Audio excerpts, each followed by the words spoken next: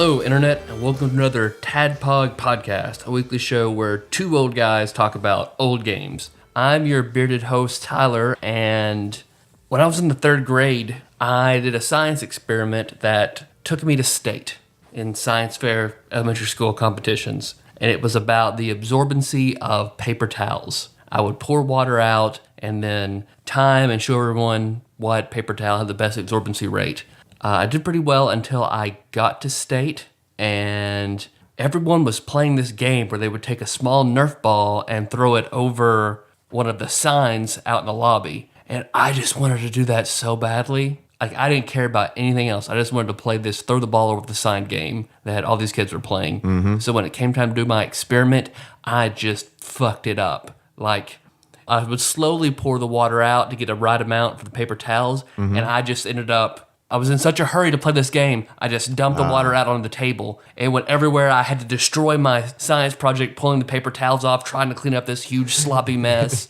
Like, I did it. They gave me an honorable mention award, and I just went outside and for like 30 minutes just threw the ball over the sign. Yeah. So happy. I'm an honorable mention in this Nerf ball game. I like to imagine an alternate reality in which you didn't even know the Nerf ball game existed, and you did really well at your science fair project, and then you became a scientist and then cured cancer. Could have happened. But nope, Nerf ball game takes precedence over the possibility of curing cancer. And I'm Dave, your bespectacled host, and I once decorated our entire garage with tire track marks when I was about 7 years old.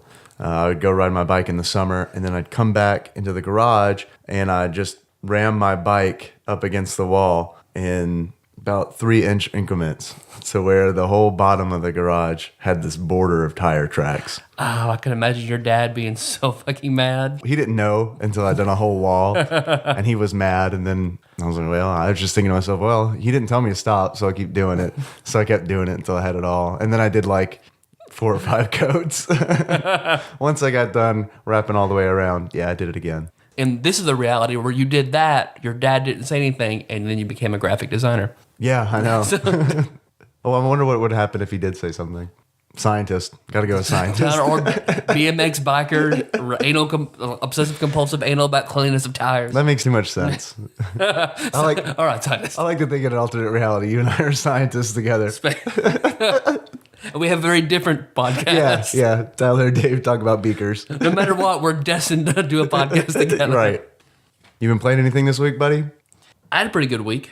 I beat Metroid Zero Mission, which I didn't know until afterward that it was a remake of the very first Metroid. That was beaten, loved it until the extra stuff that was added on to it to make it Zero Mission. That was pretty shitty. What extra stuff do they add? You're Samus with a little pistol that doesn't really hurt anybody, and you're having to sneak into an alien spaceship. So it's like a stealth mission or something? Sorta.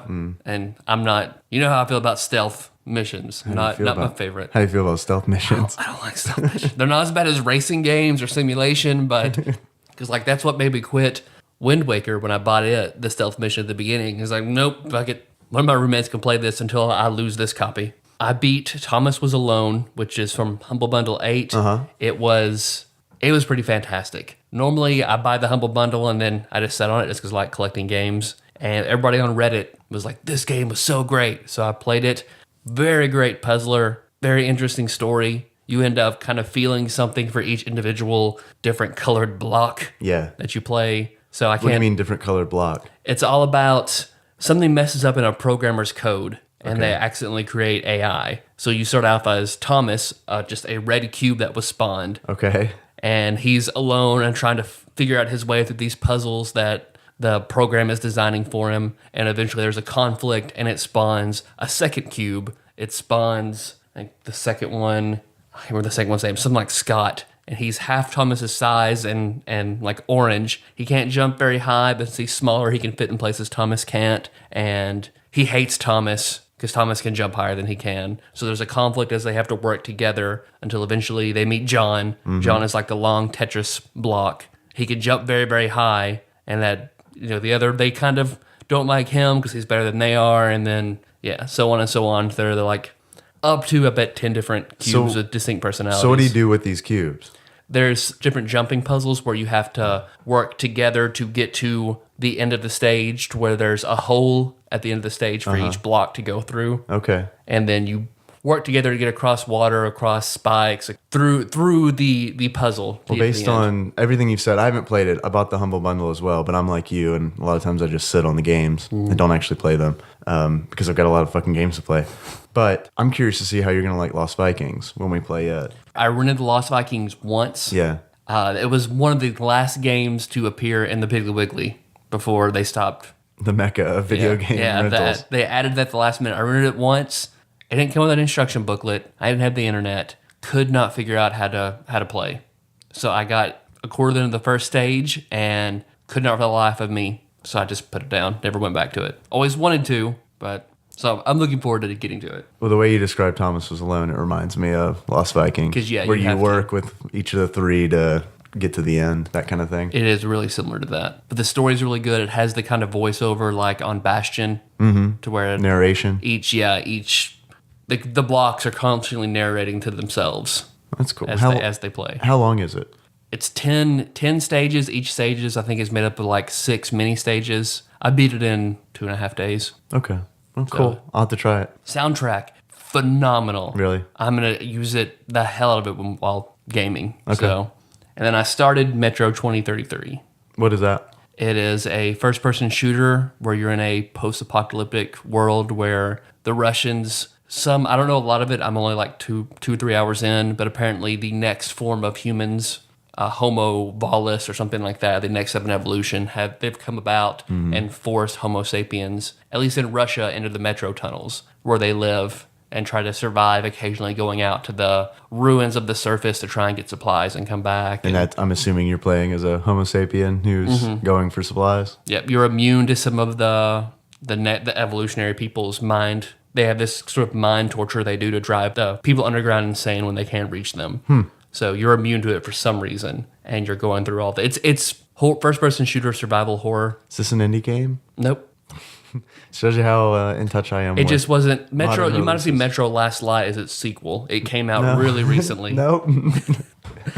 It's a few years old. It got like pretty consistent 8s. It's a cult hit. Right on. What have you been playing? Much to Ian's surprise, who loaned me BioShock Infinite, I finished it. Yeah. I really liked it. I want to talk a lot about it, but I guess if we're going to do a special episode, I should probably save a lot of my thoughts. Spoiler, I think it's the best BioShock game yet. I'm with you. Spoiler for the BioShock episode. As much as I liked the original BioShock, I think this was which was a very smart game and a very fun game and atmospheric and had a great story. I think BioShock Infinite was better. But we'll get into that into detail at an upcoming date. I really liked it though, and I downloaded the Rogue Legacy demo, which I recommend that everybody download because it's free. And if you don't like it, you're not out any money. The final version is supposed to be out mid-2013, and I'm going to pre-order it. I think it's like $10 to pre-order and $15 if you don't pre-order. I like pre-order deals like that, where instead of getting like a stupid costume or a gun that lets you beat the game in 2 hours, you actually get it for cheaper if you pre-order it. I like that. That sounds That's better. a nice incentive. Yeah, I'm with you. But that's the game I was talking about last week, where it's kind of a mix between Ghosts and Goblins and Castlevania and old school Rogue games, where you go through, you get as far as you can, you die, and then you try again. So it's similar to games like Spelunky and all those roguelikes.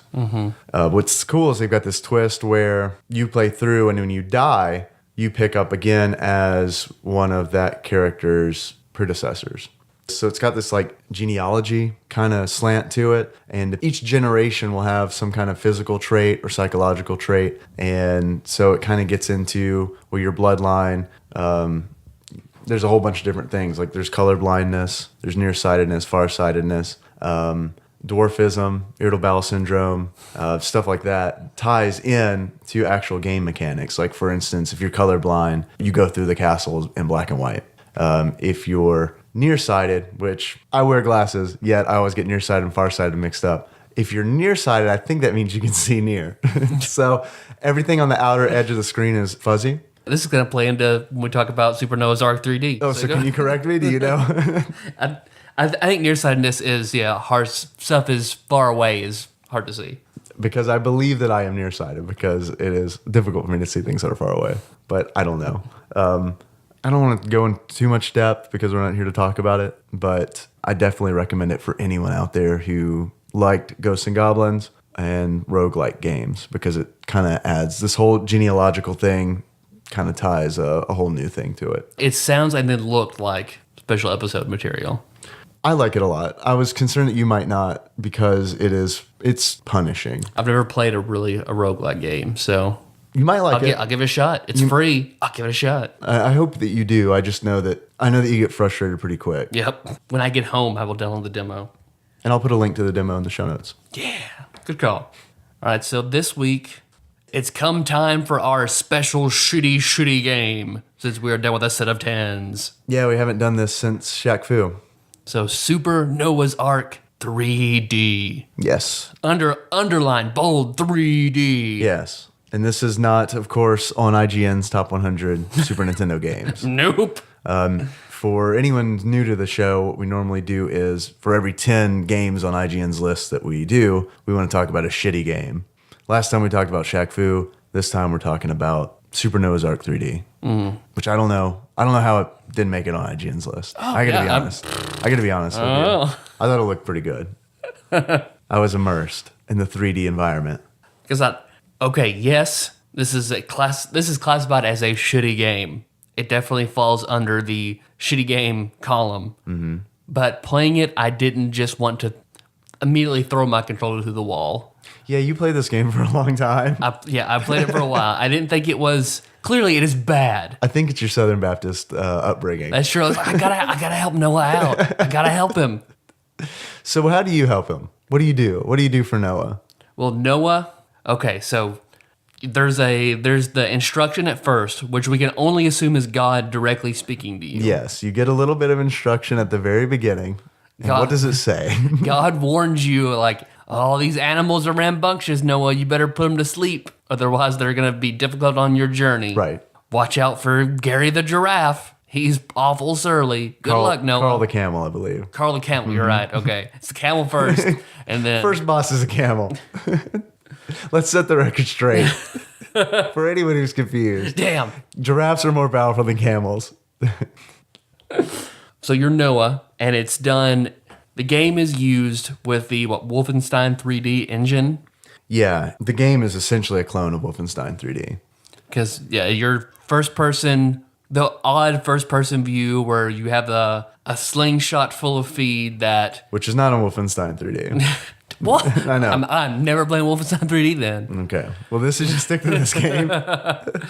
Because it's got that strange view where you have to have a third arm coming directly out of your chest in order for this first-person view to make sense. Right. But you've got a slingshot and feed, and you slingshot the feed at animals, these crazed animals, to put them to sleep. Right. Because if you don't put them to sleep, they beat Noah to death. Yeah, they beat the shit out of Noah. It's true. Donkeys will rush you and just kick you until you die. Llamas apparently have caustic saliva, and they will spit at Noah until he dies. I like to think, because Noah has health, and when the animals do this stuff, his health depletes. But I think it's actually Noah's morality.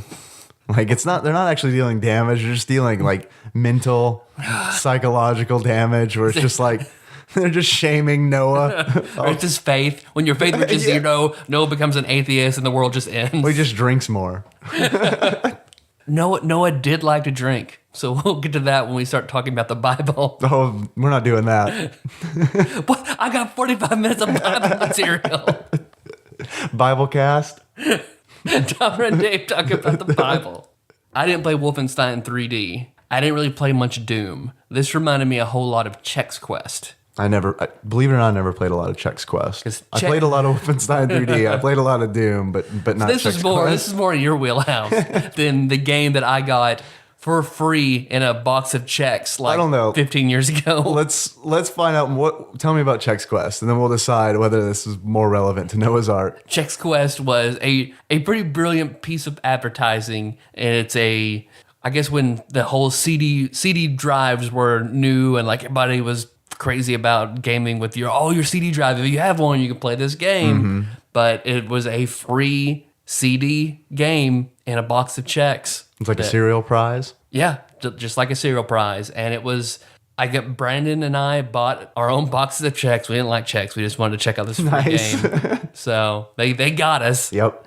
And do you eat checks today? Nope. Okay. I think the last time I ate checks was probably my mom making me eat the cereal that I bought to get this game. Okay, so not nearly as brilliant marketing strategy to hook kids. No as repeat business. Camel cigarettes and Marlboro or anything like that. But we popped it in and we were surprised by how much we enjoyed it because you're like Chex Man and you're fighting the Soggies. It reminded me a whole lot when I started playing Noah's Ark. It's like, all right, I'm gonna be okay with this game. It's just like it's Chex Quest, but with feed and animals and Noah. Do you slingshot food at the Soggies in Chex Quest?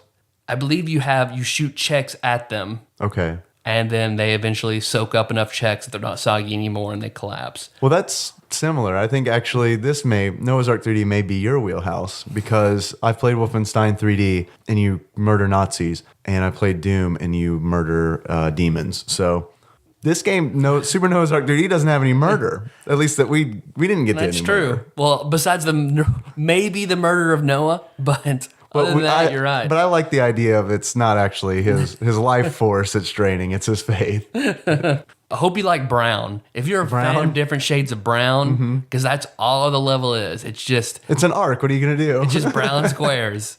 So you play. There's no jungle level. No.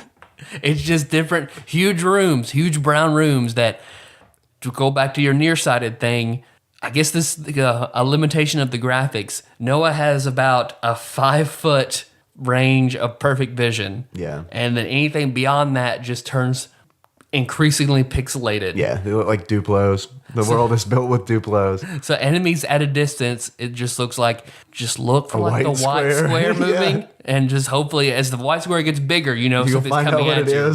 And then you start taking damage and then you'll see the pixelated llama. Yeah, I can't fault the game too much for that because I remember Wolfenstein 3D being the same way. I think it's just a limitation of the technology.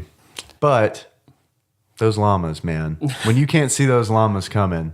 And there's not really any confirmation that they're really attacking you or that you can hit them. Now, that is a big fault of the game. That was probably my biggest issue with it, is that you don't know if you're hitting them until they fall asleep.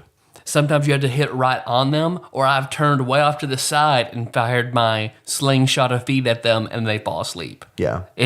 So you don't know if anything you're doing is working. Totally unpredictable. But okay, maybe we should mention that this is the only unlicensed Super Nintendo game. As far as I know, it's the only unlicensed Super Nintendo game. Yes. And they got around this by it being kind of a Sonic and Knuckles thing where you would plug in the Noah's Ark game into another Super Nintendo game, and it would just piggyback off of that. Exactly. To get past the Nintendo lockouts. Yeah, if the cartridge you're inserting into the console doesn't have some kind of verification chip, it just doesn't boot. Someone out there may correct me because this is all just things that I've read on Wikipedia, which, by the way, we've skipped a very important segment. We go back. No, I think it's okay. I think it's okay. But yeah, they kind of aped the Game Genie technology. The Christian company that made it was like, we're not giving money to these Shintoists. No way. They'll just spend it on karaoke and booze. No. We're making this game. We're getting this game to the masses and not contributing to heathenism. Yep. The famed game developer Wisdom Tree. Wisdom Tree. Yes. But listen, because you put animals to sleep, you collect fruit. Not sure. It never was really why fruit was necessary. It didn't recover your health. It was just something out there to collect. Yeah, I was going to ask you if you ever figured out what the fruit was for. Nope. But components for 100% completion on a level, how many animals you put to sleep, how much fruit you collect, and how many secret rooms you find. Right.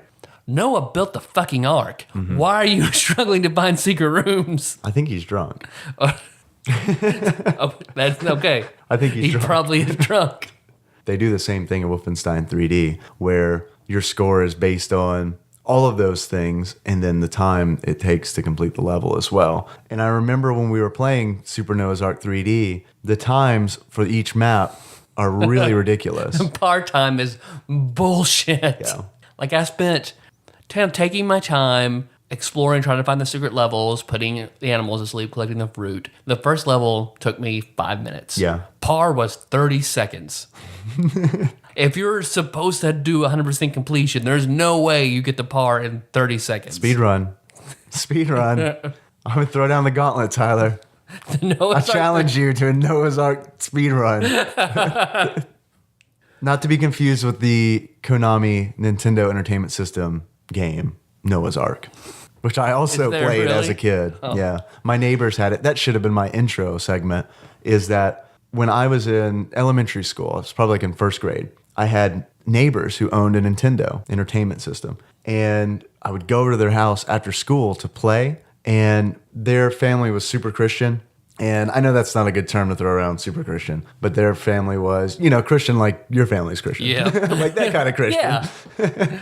We just said Southern Baptist. That's fine. Yeah, they were Southern Baptist, right. So I would go over there and we'd be like, yeah, let's play Mega Man. All right. Or, whatever. So we'd run, we'd sit down, and then her mom would come in. My friend's mom would come in and say, wait, before you play Mega Man, you have to play 30 minutes of Noah's Ark. And she put Noah's Ark to do. And we'd have to sit there and play Noah's Ark and just hate Noah. And just hate the Bible. Whatever her mom was trying to do, the complete adverse effect happened.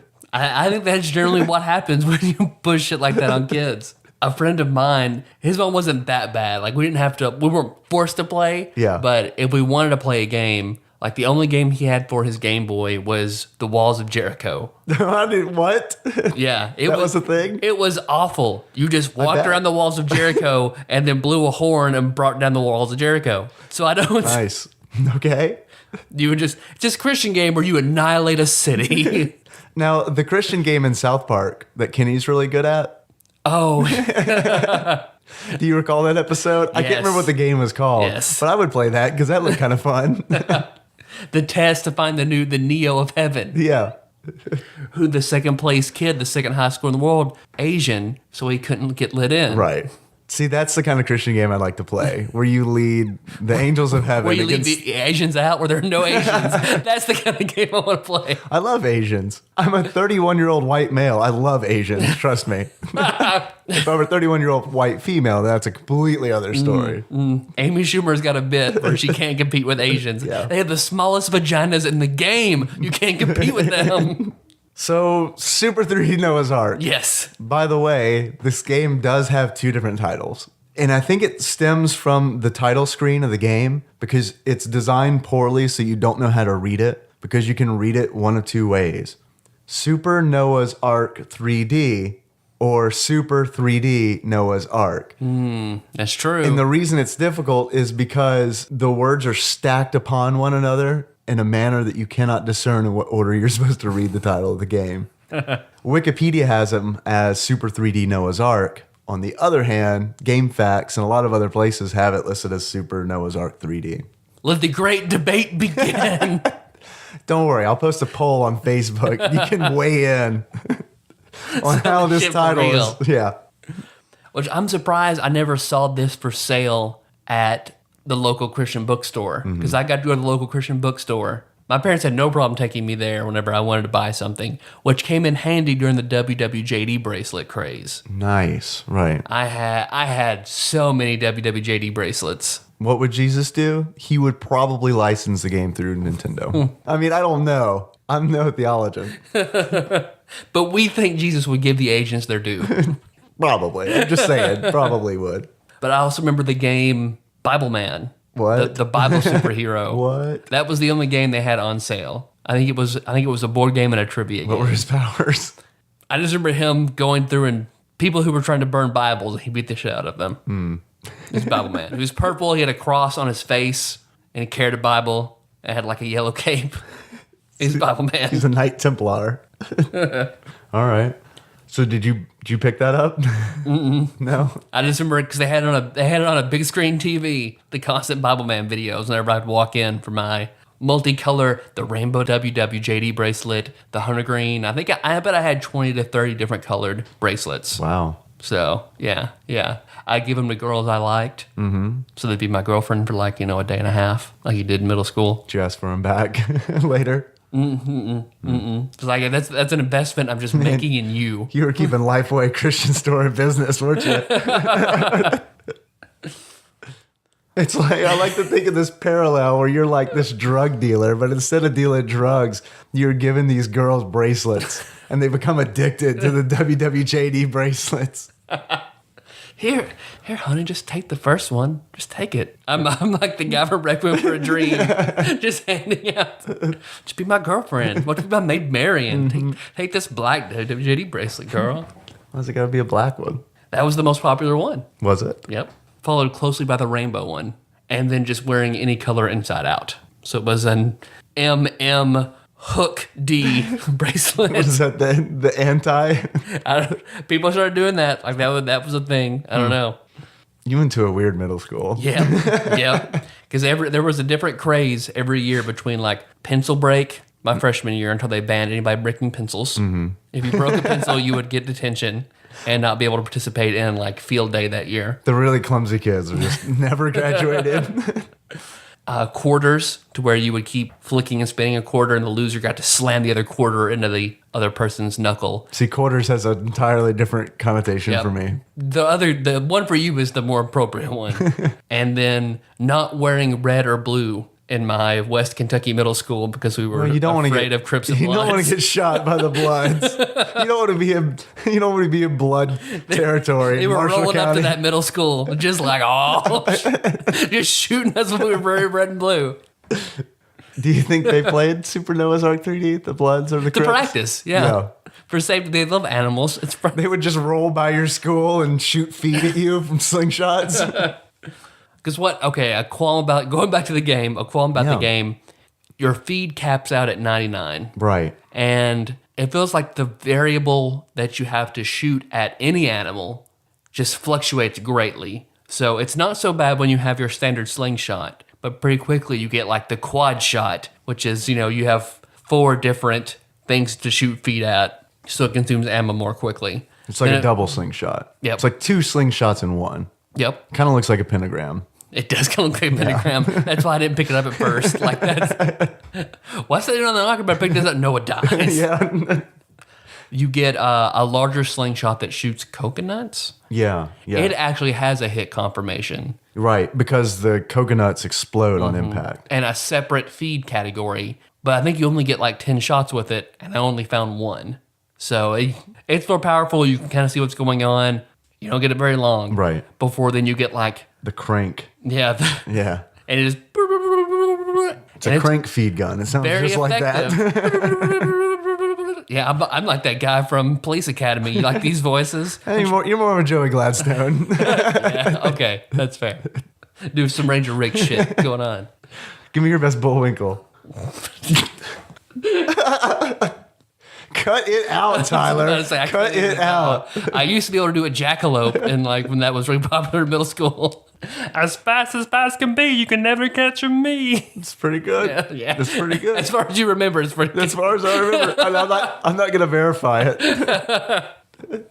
But that would very effective. You run out of ammo 2 seconds after you start using it. Then you're talking about the chain. Yeah, or the crank. The crank feed shooter. The multi-popper. And if you're trying to fight a boss, then you're just running around. You can't switch weapons. You can't go back to, once you pick one up, I couldn't figure out to switch back to a different category. Yeah, and that is a really major oversight because sometimes you want to use the coconut launcher.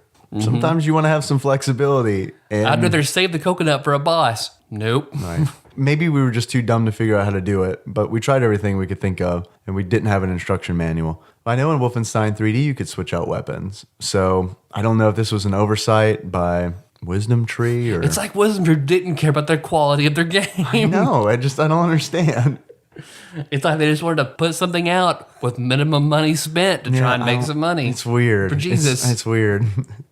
I'm sure 100% of their profits. I want to see the profit split between how much Wisdom Tree takes in and how much they donate back to the church. But let's see. It's fairly difficult. I wouldn't say it's extraordinarily hard. There are difficulty modes, and I was very proud because you had this on normal. Yeah, I threw it up into normal. We did not do children's mode on this mother. Other than like the accuracy issues and the hit confirmation, it was okay until you get to the boss. Yeah. Like when we fought the Bosses. We fought the camel at first. Right. Carl. Several times we died against Carl because he can spit. And you just see him charge, and the music changes, and it's kind of intense, and you're trying to run away. Yeah. And like he will ruin Noah's faith immediately. This camel spits all over Noah's faith. This camel is Satan incarnate. We had to find like kind of a secret side room full of health and lure him in there. So then hit him with the multi-sling shot as many times as we could, slowly backing into health. Which reminds me, this game is a lot like BioShock Infinite. Blank stare. All the introspection into American capitalism and imperialism. Right. I mean, you're on an arc. You've obviously gathered all these followers. No, it is Comstock. Yep.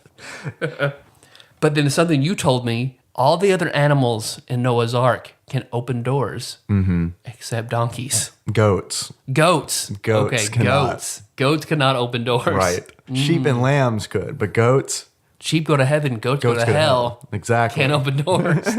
To quote the great philosopher's Cake. Because I couldn't tell you who said it. I just know the quotes. I probably would have said Beck. So yeah, goats can't open doors. Raptors can, goats no. Camels also. Camels are able to open doors. Not only can they do.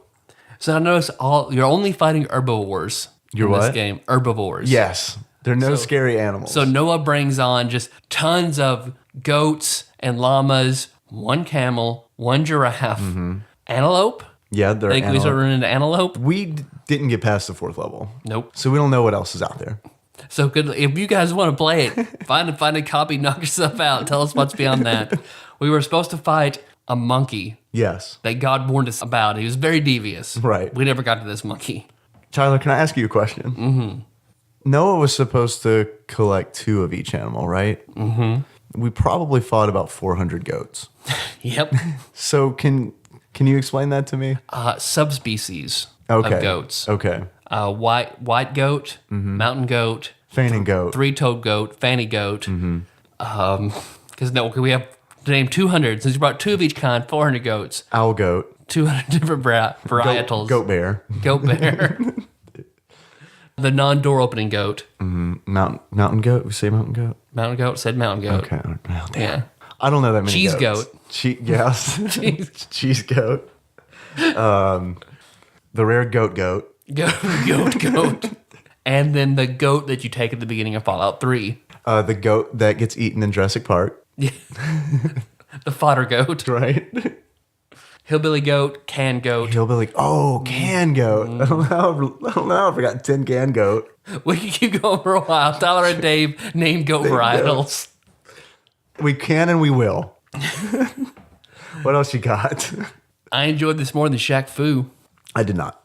Maybe it's because I played Wolfenstein 3D a whole lot. Yeah. My first real first-person shooter in-depth experience that I played a lot was probably Quake. Which was also an id game. So, I played a lot of Quake.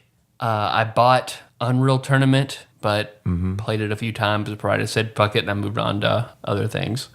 Yeah, if I hadn't played so much Wolfenstein 3D and so much Doom, if this were a new experience to me, and I'll put new in quotation marks, I probably would have liked Super Noah's Ark 3D better than Shaq Fu.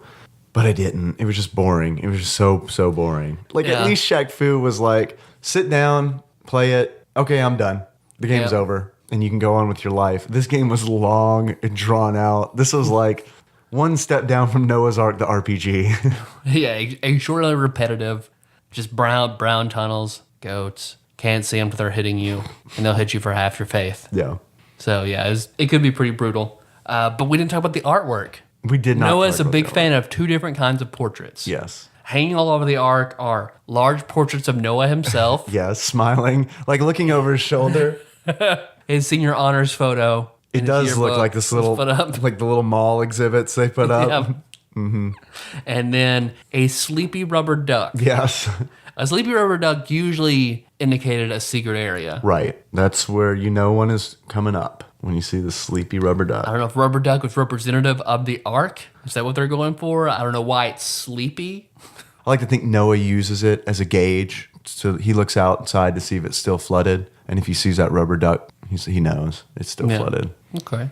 That was my theory. That's good. Laying down some Noah's Ark mythos, some real Noah's Ark mythos. This game did have a detriment to me because I used to love the name Noah. My firstborn son was going to be a Noah. This game makes me just not like the name as much. That's interesting you bring that up because while we were playing this game, I was thinking, I've never known anyone named Noah. Like, there are a lot of biblical names, but I've never known anyone named Noah. I knew one, just one. He's kind of a douchebag, and that generally ruins me on a name if I don't like the first person that has that name. The first person? The first person I meet in my life that has that name, if they make a negative impression, I forever hate that name. I see. Like the name Jared. Can't stand it. Because I don't like Subway. First year I met was a guy at church who broke my fake Oakleys. I thought you were going to go with broke my heart. Broke my heart. I was like, am I gay for this Jared? Nope, broke my heart. Nope, don't like Jared. Nope, not in it anymore. So he broke your Folkleys? Girls and non-Jareds. That's it. That's it for me now. So you hate him because he did you a favor? He broke the fake Oakleys I bought on vacation in Florida. Everyone looks stupid in these. Snap. You're welcome. Actually, he chewed on them to the point that like he chewed off the earpieces and broke one of the lenses. Okay. Yeah. Like Brandon and I went to vacation in Florida, each bought our cool fake Oakleys we wore, and I let them be used as a prop for a church play. Oh, okay. This Jared was the prop master and just chewed up and destroyed my glasses. Okay. Super Noah's Ark 3D, definitely not on the top 100. Pretty shitty game. Unique experience. I don't wish I didn't play it. I wish I didn't play it. Well, that's kind of a lie. I'm glad I played it just the amount that I did. Yeah, okay. You know what I mean? Like, okay, I can say I played this game because I really just watched you play for 4 hours. And then when you went to the bathroom once, I was like, I'll give it a go. And, so, and I'm done. Yeah. You came back and I was like, here you go. This game sucks. I was like, well, I'm done too. Okay. All right. See you when we record. Pretty shitty. It's unique in its non-licensed piggyback Game Genie-ish style. But I think that should have been the first red flag. Yeah. This is going to be a really shitty game. Yeah. But it was also the lure of it because it's like, this is unlicensed. It's edgy. Like, I feel there's not...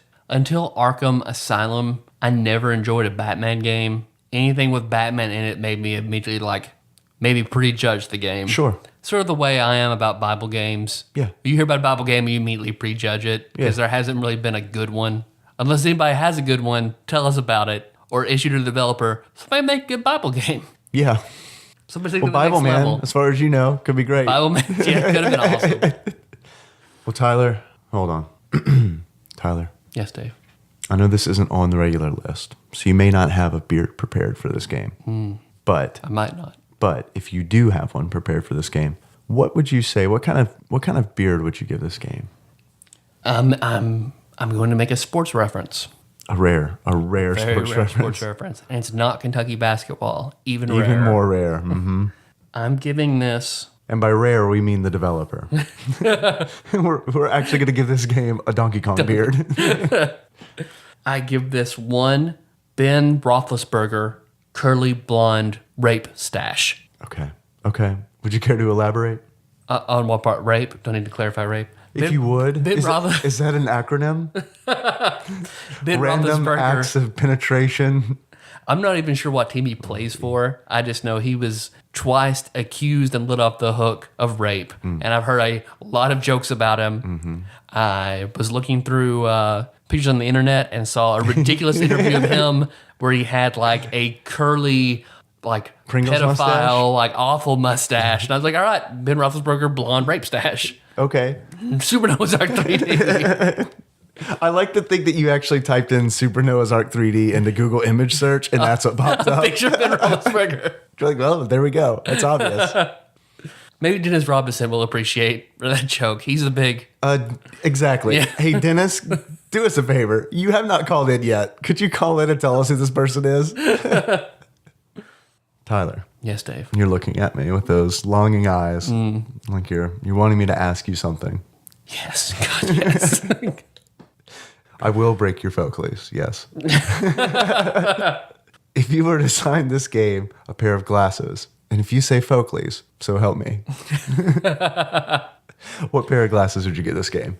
Well, I'm giving it sort of a callback to earlier on when we were recording. Possum glasses? I'm giving this the pair of glasses are an eye condition. Okay. So this is a diagnosis of myopia. Okay. So I give this game a myopia diagnosis.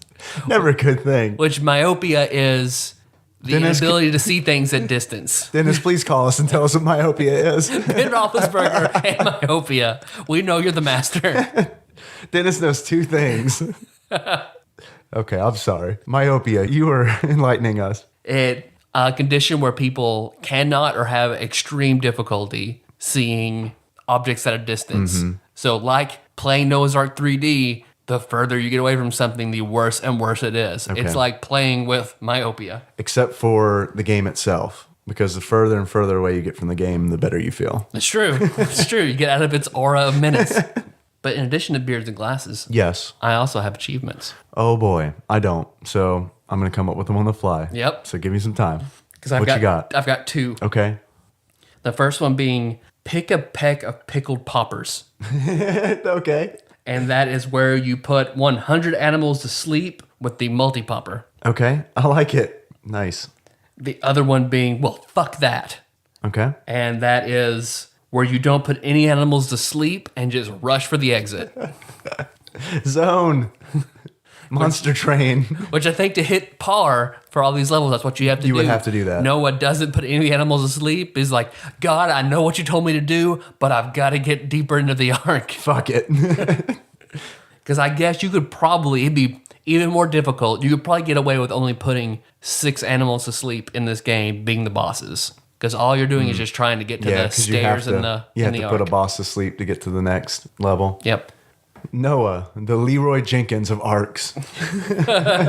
I guess the only achievement I've been able to come up with in this amount of time is You're the One. I'm trying to remember the lyrics. Sorry, it's been a long time since I've seen Sesame Street. But it involves the rubber ducks on the walls. You have to find all the secret doors hidden behind the rubber duck portraits. Okay, that's good. That's good. I've got sort of a mini segment. Okay. Is it time for Noah's Ark trivia? Well, it's corrections. Oh boy. A few, just the minimal. I'll go make a sandwich. I'll be back. You'll still be going. During the Pilot Wings episode, I kept saying that the female instructor had Munchausen syndrome. You mean Stockholm syndrome? I woke up this morning to Jacob saying, you meant Stockholm syndrome. So Stockholm syndrome being the condition where people start sympathizing with their captors. Right. Munchausen syndrome being where people fake diseases for attention. Right. So that is, I'm pretty sure if she's one like the last woman on earth, she's not faking a disease for attention. She's got plenty of dick tension going on. Which reminds me. She is pretty plain looking. It's true. Get it? That was a pun. Oh. James just set up. Our friend James Livingston lives for puns, lives for them. Mm-hmm. And if you pay attention to our Facebook wall, his wife is a very frequent liker. Yes. James has never liked or listened to an episode probably. I don't think James knows we do a show. I would not be surprised. Anytime Joanne brings up Tadpog to James, he just looks at her with like a blank stare. But he's too nice to correct her. He just nods along. Yes, wife.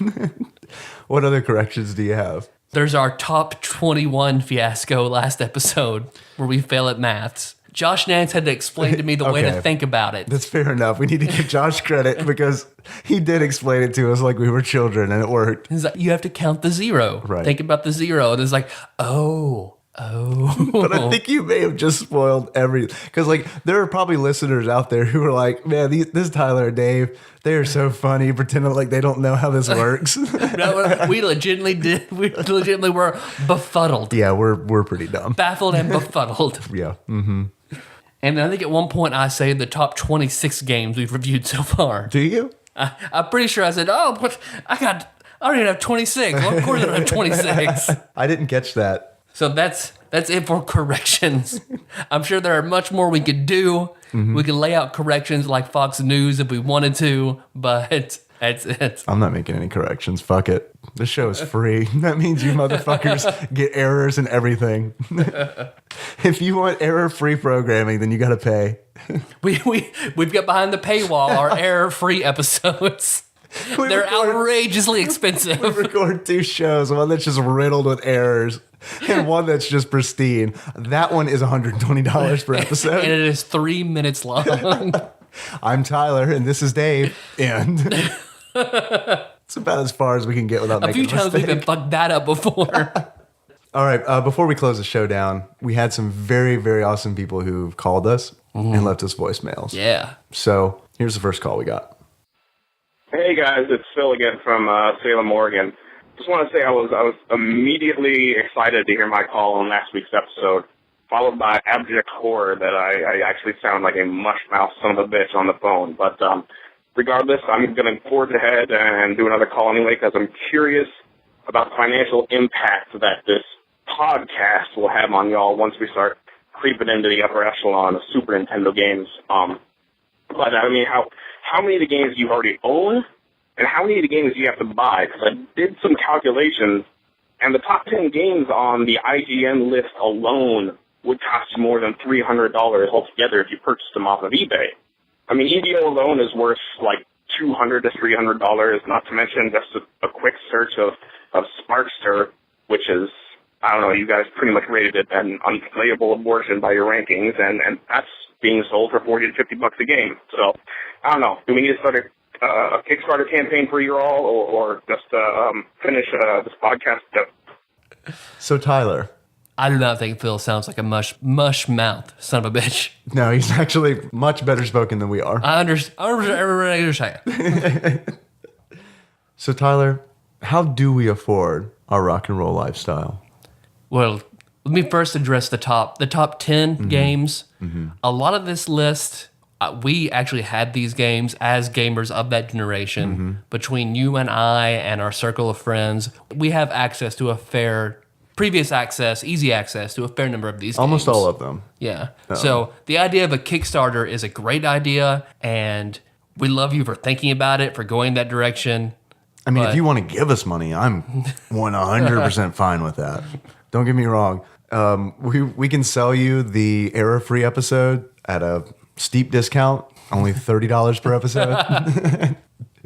But as far as the games go, I'd say don't worry about it. Yep. Because we've got a lot of friends in the area who grew up playing games like we did and either held on to them or over the years have accrued a lot of old classic games. It hasn't taken a lot for us to find just about every game that we've wanted to do. All right. Got another call, Tyler. Another one. Hey guys, it's Paul Cool again. Sorry I'm late this week calling. I've been busy with work. Been playing Payday the Heist recently. Very good game. And watching back episodes of The Big Bang Theory. Looking forward to Pilot Wings episode. See you next week. Bye.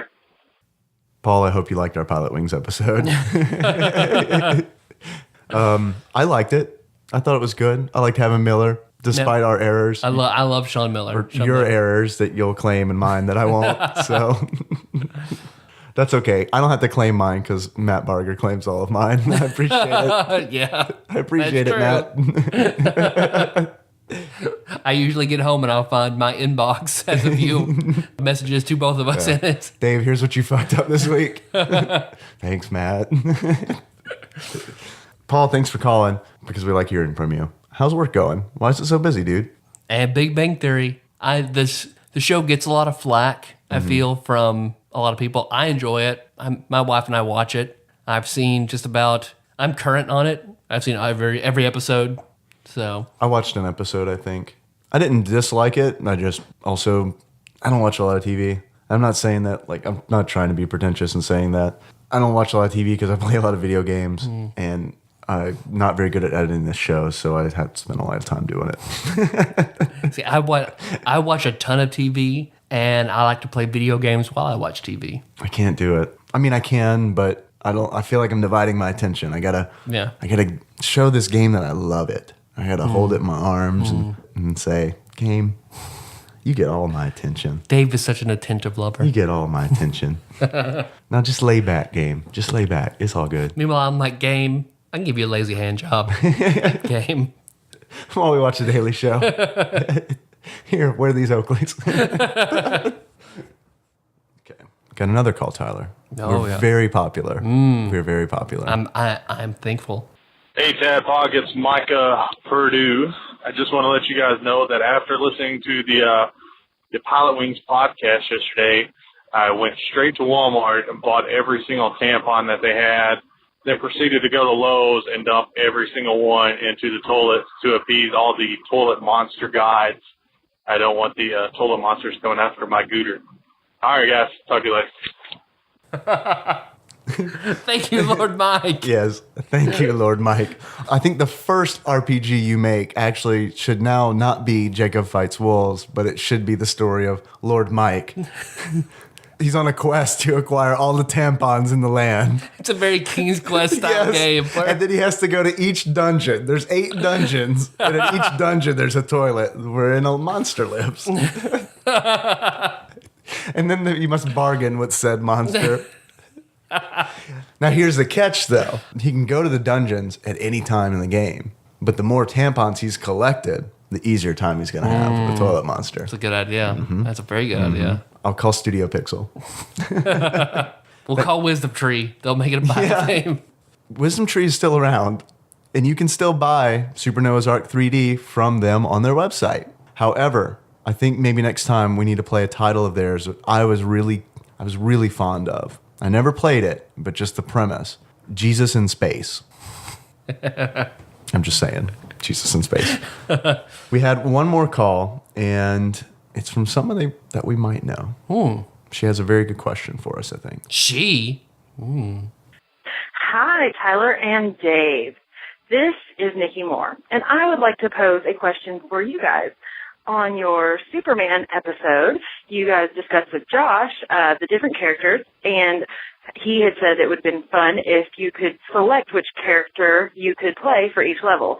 My question is, what do you guys think the game would have been like if you could choose the characters for each level, and for whichever character you chose, it would follow their story instead of the same story? How do you think that would play out? Thanks, you guys are doing an awesome job, and I really enjoy listening to you. Have a great day. Bye. I think if you could have done that, the game would have been more fun. I think so, too. Especially if you could have played somebody and changed the ending, it would have been really fun. Yeah. Like if you could have played the Cyborg and killed Superman and just, instead of knocking him into a healing coma. Yeah, I think it would have been a lot more fun, too. I probably would have played through the whole game as Steel, honestly. Because I'd like there to be at least one game out there that stars Shaquille O'Neal that is better than Shaq Fu.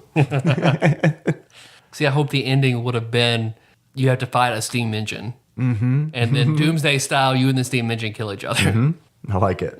But yeah, I would have played through as Steel. You're calling Cyborg? Yep. Okay, cool. Yep. I think it would have made it a lot more fun too. And the end of that game made so little sense anyway that I don't think it really would have mattered if it didn't fit with Superman canon. I think most people would have been happy if it didn't fit with Superman canon. You're probably right. So I was shown I think David Dykes put it on the Facebook about it's Ron Howard's son going on his rant about the death and return of Superman and about what a horrible cash grab it was. That they didn't know what else to do with Superman. Well, let's kill him. Well, we don't really want to kill him. So they fake like they're killing him to rake in a ton of cash. And by doing that, what they do is kill death in comics. Yeah. You know, I didn't notice that post. I don't know how I missed it, but I want to watch it. Sounds good. It is. It's very good. So now you can put show notes back to our Superman episode. Yeah. And also, if I can find that post that Dykes made on Facebook, I'll have a link to it in the show notes as well. So thank you, Nikki. Yes. Thank you for calling. Thanks to everyone who called. If you want to get in touch with us, please call us because we like it. It makes us feel good. We don't sell a lot of the $30 episodes. So these phone calls and voicemails are valuable. Keep the gun out of Dave's mouth. They're invaluable to us, I mean. Yes, please. Please keep the gun out of my mouth. That's why Nikki calls in. If you want to get in touch with us and leave us a voicemail, please feel free to. You can do that by calling us at 270-883-2555. We have people we need to thank? Always. We do. Always. So first we'll give a rundown of our Facebook shares. Josh Nance, Nicole Nance, Matt Barger, Lord Mike of Purdue, Link, Jess at Sugar Street Post, and Megalixer. As always, thank you. Tweets, Lord Micah, Tony, Ramon, and Kid Sampson. We appreciate the increasing Twitter support. Yes, thank you. And by the way, we don't really push our Twitter handle a whole lot. If anyone wants to follow us, you can follow us at TADPOG_podcast. It's cumbersome, I know. And then iTunes reviews. We want to thank J.H. Killam, Yeah. Filthy Phil. Nice. It's like a like radio that. DJ. Filthy Phil in the morning. I like it. And then Rub Gooch. I love that one too. Rub Gooch. Filthy Phil and Rub Gooch in the morning. We need a sound effect in there. We need to throw a laser. Choo, choo, choo. Filthy Phil and Rub Gooch. Pew, pew, pew, pew, pew, pew, in the morning. Morning. Those 3 iTunes reviews are wonderful to have. However, iTunes is still threatening to shut us down, Tyler. We may never surmount this challenge. We need more iTunes 5-star iTunes reviews. We'll wake up with a broken compact in our beds. Yes. It's going to be awful. So if you listen to us and you love the show, please, we urge you to go to iTunes and write a review. We really appreciate it. And we will mention you on the show. And you may, you'll become part of the TADPOG verse. We've given out our TADPOG emails. We mentioned that. We never have. And it's because we like our privacy. However, I guess we can make an exception. And we've done enough shows. Maybe we can trust these people who are listening. Maybe. If you ever do want to get in touch with either of us directly and keep the other one completely out of the loop, you can do so. If you want to reach me, I'm Dave, your bespectacled host. You can email me at dave@tadpog.com. And I think, Tyler, you've got an email address as well. It is also Dave at TADPOG. No, You come over to my house and check it. And I'm also Tyler at tadpog.com. Do we want to give out our ICQ numbers? I have mine somewhere.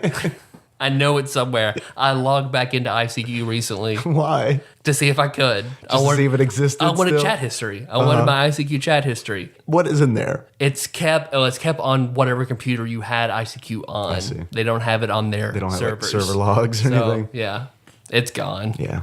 What were you looking for? I just wanted Something to jerk off to? Yeah. I wanted my middle school, early high school ICQ chats. So definitely something to jerk Definitely off something to to. jerk off to. I did have cyber sex with my then girlfriend. Nice. So those would have been Nice. good logs. Because at one point, like we're cybering. Cybering with apostrophe. And Cybering. I'm typing in a hurry.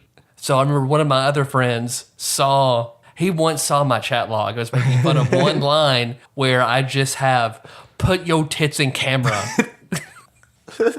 Don't know what I meant. I don't know what we were doing. I didn't have a webcam. It's not like there was something for her to show me. Put your tits in camera. Maybe you were subscribing to the Native American superstition that the camera was going to capture the soul and essence of her titties. And that's what you wanted. There's your stinger. Put your tits in camera. You want to close it out? Yeah. Thanks for listening, everybody. You can find the show on iTunes or Stitcher, and so you don't miss the next episode, we'll be talking about IGN's 79th ranked game, Flashback. While you're there, don't forget to subscribe. Please give the show a 5-star rating and write a review. Yeah, why not? We're obviously not opposed to begging. Nope. Not at all. iTunes reviews, hand jobs, whatever. Not above begging. ICQ logs, anything. We'll take anything. Don't worry, guys. As always, we will be back next week. In the meantime, if you cannot wait for more TADPOG, you can go to tadpog.com. Why not check that out? Or facebook.com/tadpog, and you can see all the wonderful things that Tyler's mentioned on the show that I have missed. Tyler, Yes, Dave. our intro song, I think I've got it down. Oh, nice. I think I've got it down. Please correct me if I'm wrong. Okay, next week. Yes, next week in our new segment, the only segment we do, corrections. our intro song, Tyler. Ooh. I believe it is called Moves Moves. by a gentleman named Sycamore Drive. Okay. You can find that track on tadpog.com in the show notes. Nice. Nice. We're done. Somebody's peeing really loud outside your window, bro.